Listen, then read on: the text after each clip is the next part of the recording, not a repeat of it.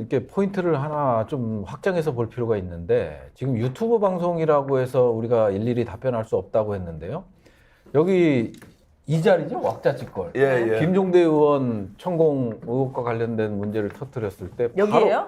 여기였어요? 여기인데 아, 뭐 진짜? 아직도 조사받고 있지 않나요? 아니 그래서 이 자리에서도 또 조사를 받으시지 않나요? 예, 그렇죠. 예. 아니 그 얘기가 아니고 예, 뭐냐면 그때는 아주 강력하게 나왔어요. 하루 하루 만에. 만에 이제 그리고 이제 고발 조치가 바로 이루어지고 이런 상황으로 갔었죠. 근데 이번 건은 지금 침묵으로 일관하고 있어요. 침묵으로 일관하고 있다라는 건 뭐 더 나올 게 있다라는 거죠. 그거를 이제 준비를 하고 있고 상당히 위기감을 느끼는 게 아닌가.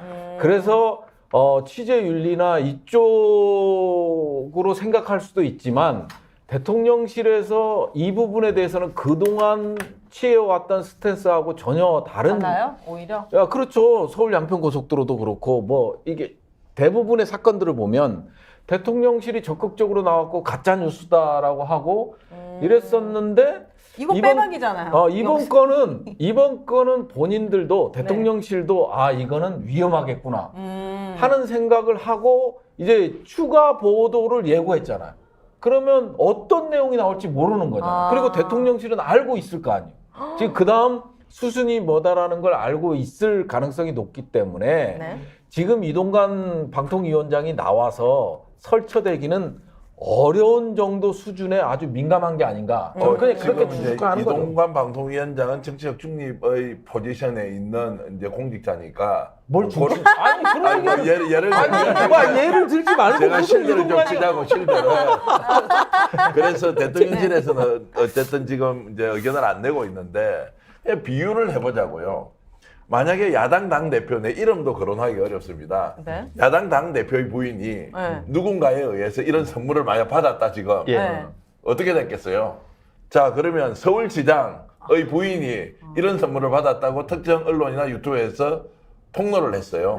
부산시장, 대구시장, 광주광역시장 이런 정치인들의 부인이 받았는데 알고 보니까 한 번도 아니고 여러 번이었고 명품은 다 받고 또 명품 아닌 거는 안 받고 이런 것들이 폭로가 됐다고 하면 만약 정치적 경쟁자 또는 반대자 쪽에 있는 사람이 이런 것들을 이 사실이 폭로가 됐을 때 어떻게 했겠느냐 여러분들 한번 상상 한번 해보십시오.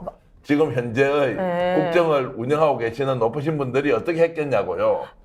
갑자기 그거 생각나요. 문재인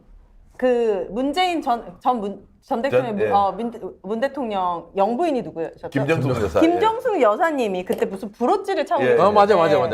그게 8천만 원짜리다. 예. 몇 억짜리 알고 보니까 뭐 2만 원짜리였어요. 그거 가지고도 비싼 브로치를 달았다는 것만으로도 고위공직자의 모습이 아니다 하면서 엄청 비판했는데 만약에 김정숙 여사가 이걸 만약에 받았다면 임기 시절에 가루가 됐겠죠. 그러니까요. 그러니까 이게 지금 얼마나 이중적으로 우리가 이 문제를 바라보고 있느냐, 한국 언론이 이 문제를 다루고 있느냐, 대통령실이 또 이 문제를 지금 현재 침묵으로 일관하고 있다고 했지만 그것을 겁을 먹고 있던 아니면 이번에 걸린 놈들 다 죽인다고 벼르고 있던 뭔가 이제 생각을 하고 있을 거 아니에요? 저는 부승찬 대변인과 약간 의견이 다릅니다. 저는 왜 그러냐면요. 대통령실은 아직까지 상황 파악 못하고 있습니다. 진짜 보고가 안 올라가나? 아니 왜 그러냐면요. 섭섭합니다. 그게 아니라 김건희 여사에게 뭐뭐 받으셨어요 하고 물어보지 못해. 물어볼 만한 배짱 있는 사람이 없어요. 차마 물어볼 수가 묻지를 못해요. 어떻게 감히 물어봅니까? 사실 확인이 그러니까 한마디로 김건희 여사가 용산 대통령직 참모들에게 이실직고 하기 전에는 용산 참모들은 몰라요. 그렇죠. 그리고 이제 두 번째, 알아도 모른다. 그렇죠. 알아도 그리고 모르는. 한마디로 이제 거기에서 김건희 여사에게 감히 질문할 사람이 없다는 거고요. 두 번째 뭐냐면은 저는 그래서 이제 보수 언론이 지금 예상되는 시나리오가 1992년 14대 대통령 선거 직전에 초원 복국집 사건이라고 있습니다. 잘 아실 겁니다. 뭐라고요? 초원 복국집 사건. 초원 복국집. 복국집? 그 당시 이제 가장 유명한 사람이 김기춘이었는데 김기춘 당시 그분을 비롯해서 김영삼 선거 캠프의 주요 관계자들이 부산에 있는 초원 복국집에 모여가지고 지역 감정을 선동할 작전을 짜는데 그거를 정주영 대선 캠프에서 녹음을 녹취합니다. 네. 녹취를 따는데 문제는 지역 감정 선동이 나쁜 게 아니라 그거를 불법 녹음한 게 더 나쁘다는 식으로 프레임을. 조선일보를 위시한 사람들이 이제 프레임을 짜갔어요. 네. 그래서 아마 요번도 그거를 시도할 텐데 네. 그런데 가장 대신에 그게 잘 안 통하는 게 뭐냐면은 저희가 선거 운동을 하면서 후보나 후보 가족에게 주의를 주는 게 있습니다. 절대로 첫 번째 글씨 따이지 마세요. 글씨 따이지 마세요. 한마디로 함부로 뭐 쓰지 마세요. 친필로. 그리고 이제 어떻게 보면 친필보다도 더 위험한 게 목소리 따이고 그리고 이제 가장 위험한 게 이겁니다. 영상 따이지 마세요. 특히 얼굴 따이지 마세요. 근데 이번 같은 경우는 네. 김건희 여사의 얼굴과 육성이 너무나 생생하게 드러났기 때문에 네. 이거는 제가 만약에 용산 대통령제 참모 입장이라면은 대응 전략이 마땅치가 않아요. 대응이 네. 전략이 왜냐하면 없다. 영빈 얼굴이 나오잖아요.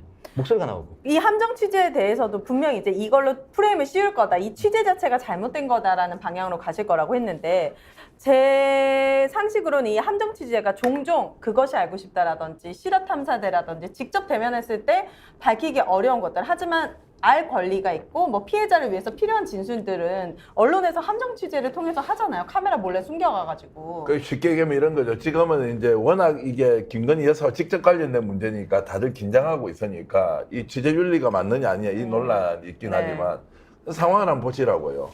함정 취재를 하기 전에 선물을 주니까 선물을 받았다는 것 아닙니까? 네.